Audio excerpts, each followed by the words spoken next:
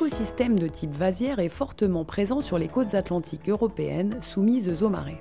Ces immenses étendues découvertes à marée basse paraissent être désertes. Or, ce sont des hauts lieux de vie où se développent notamment des microalgues.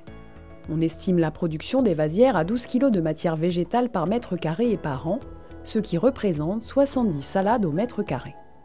Sur le littoral de la Charente-Maritime, les sédiments provenant des fleuves se déposent dans les zones abritées et forment 3 grandes vasières.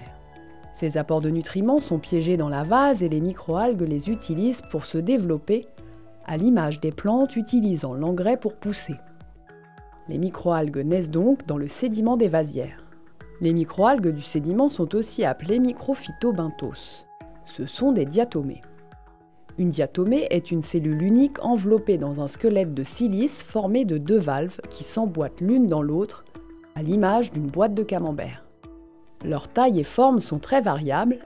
Elles peuvent mesurer de 5 à 300 micromètres. Disons qu'une diatomée moyenne est quasiment équivalente au diamètre d'un cheveu. Comme tout végétal, les microalgues se développent également grâce à la lumière et à une température adaptée. Or, la lumière du soleil traversant peu les sédiments vaseux, elles vont aller la chercher en migrant jusqu'à la surface du sédiment. Aussi, logiquement, les microalgues migrent le jour et à basse mer.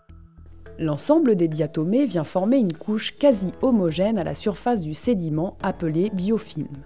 Et une fois que leur quota en besoin de lumière est atteint, elles redescendent en profondeur et l'espace libéré est aussitôt occupé par de nouvelles microalgues. Ce cycle de migration s'opère plusieurs fois pendant la durée de la marée basse. À basse mer, la migration des diatomées en surface leur permet d'accumuler l'énergie solaire. Elles vont utiliser cette énergie lorsqu'elles redescendent dans le sédiment à marée haute pour se multiplier par division. Les diatomées se reproduisent par duplication suite à ce processus de migration. Mais les microalgues n'ont pas toujours le temps de redescendre dans la vasière avant l'arrivée de la marée. Avec les premières vagues de la marée montante, le biofilm créé à la surface va être mis en suspension dans l'eau.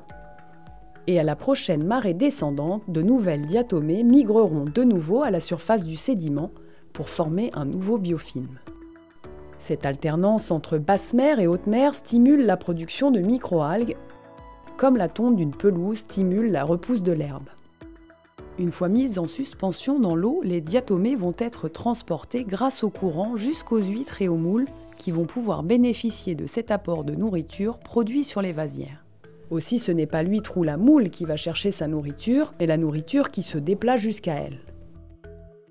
Un des facteurs limitant la production de microalgues est l'espace disponible à la surface du sédiment. Cet espace est libéré à chaque mise en suspension. Aussi, le cycle de production des microalgues est continu et permet un apport de nourriture constant au coquillage. Ce fonctionnement naît d'un équilibre entre la présence des vasières, les spécificités écologiques des microalgues et la marée. Rappelons que la marée est totalement dépendante de la rotation des astres autour du Soleil. Ainsi, un phénomène se produisant à des millions de kilomètres stimule la production d'organismes microscopiques pouvant être assimilés par les coquillages. Et cette production microscopique va avoir une influence globale sur la conchiliculture de la Charente-Maritime.